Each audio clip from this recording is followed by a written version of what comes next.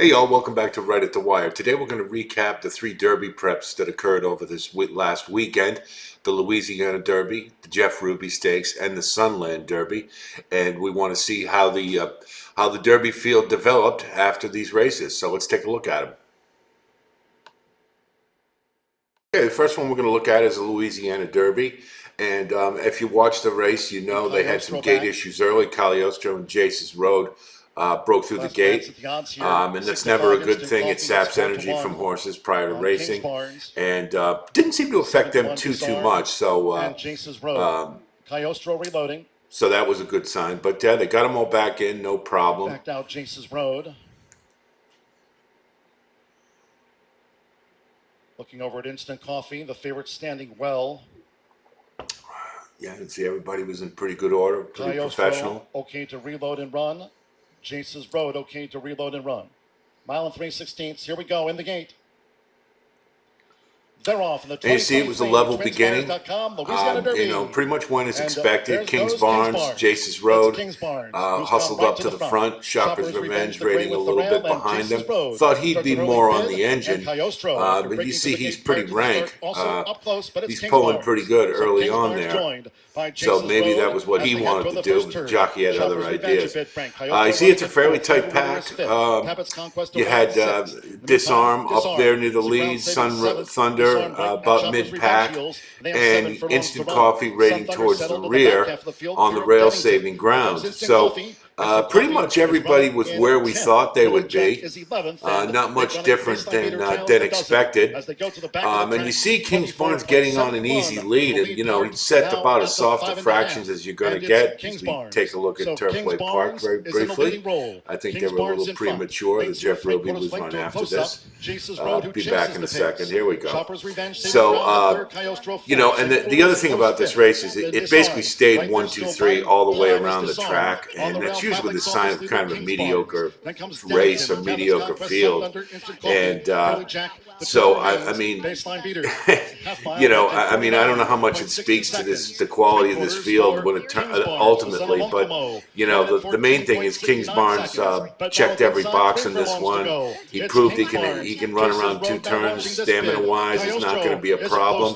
Had plenty left in the tank after setting soft fractions. That's not a surprise. And really, nobody mustered a challenge to him, really. Maybe Disarmed was about the closest thing to a challenge he really had. You see Instant Coffee on the outside trying to make a move and just sort of really not gaining any ground, and Sun Thunder underneath. I think he got up for 4th, but undefeated, 3 for 3. But really, it's Kingsbarns was the star of the show for sure. But I don't know how much it speaks to the rest of that field. I think a lot of horses went down on the list after this one, if not off of it completely. So it was kind of a mixed signals race to me. We got our answer about Kingsbarns, but we're kind of cloudy about runners underneath. And it just underscores again that we just don't have a lot of early speed in this Derby field, and I wonder how that's going to impact things as we move forward. So let's take a look at the Jeff Ruby Stakes now. Okay, let's see the Jeff Ruby Stakes. On the Jeff Ruby Stakes. And mile and an eighth on synthetic at Turfway. You can see they broke pretty well, pretty level beginning, and Wadsworth not Wadsworth, Fantastic Again, I'm sorry, right to the front. Major Dude was a little more forwardly placed than I thought perhaps he might be.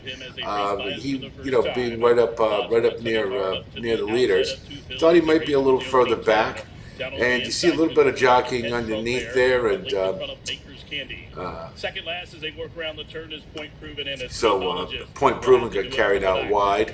You see 2 fills hanging in the back, about mid-pack, good position, just biding his time. And Fantastic Again, the fractions were pretty decent. I think I don't know how much more he could have slowed it down, because you can see he's got some pace pressure, and very difficult for him to settle. But I think he ran a really nice race. I was surprised he did as well as he did. running on the front end. But he seemed to have a fair amount in the tank left. I just think he ran into a couple of classier horses that he couldn't handle. And you see Two Phil's moving up steadily out on the outside, and Major Dude's getting poised to make his run. And at this point, it looks like they're going to inhale Fantastic again, but he hung on pretty well. So I don't know what that says about the rest of the field. Basically it's these three, and I don't know if I'd like anybody else coming out of this one. Two Phil's was the big surprise, though. Look at that. I mean, he just, I thought he might be competitive in this race. I just didn't think that he would have this kind of effort. And really impressive, and definitely showed that I think maybe the Risen Star was a bit of an aberration, because I'm fairly certain he improved off of this race. And I don't know what it says about the field here, but I do know that he ran a really nice race, and I think that's what we can take out of it more than anything else. I don't think I like anybody else for the Derby in this one. I don't think we're going to have to worry about that. Major Dude, go back to turf, where he'll be prominent. And but yeah, Fantastic again's a nice horse. But I mean, we'd love to see him with the front running effort in the Derby. But I don't think he's going to qualify. So that's that one. So let's now we'll take a look at the Sunland Derby.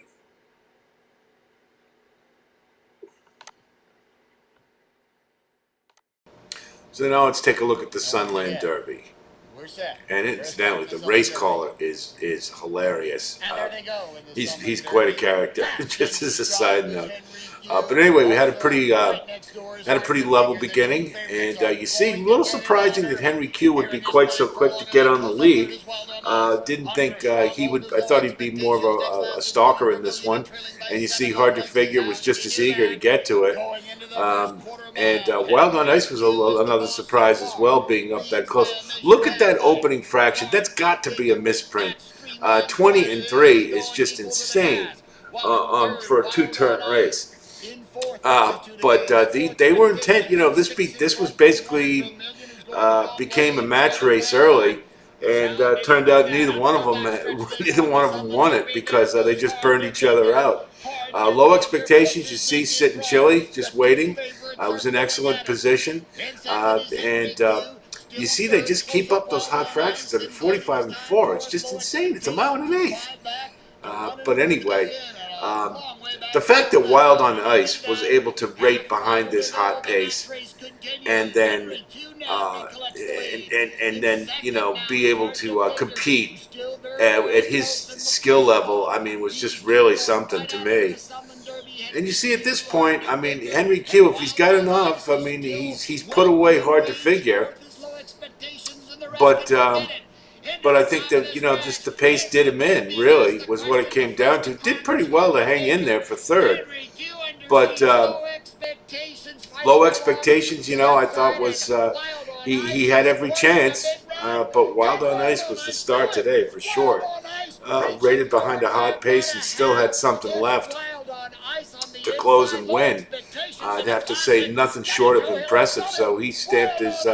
He may be in the Derby, but he's another one stalker late runner where we really could use some early pace. But it is what it is. So that's our look at the Derby preps. Clearly, Kingsbarns was the star of the weekend. He answered every question, checked every box. He's a bona fide Derby contender. Did exactly what he was supposed to do. They gave him the lead, so he took it, saw fractions, and nobody came to got him, and he cruised home.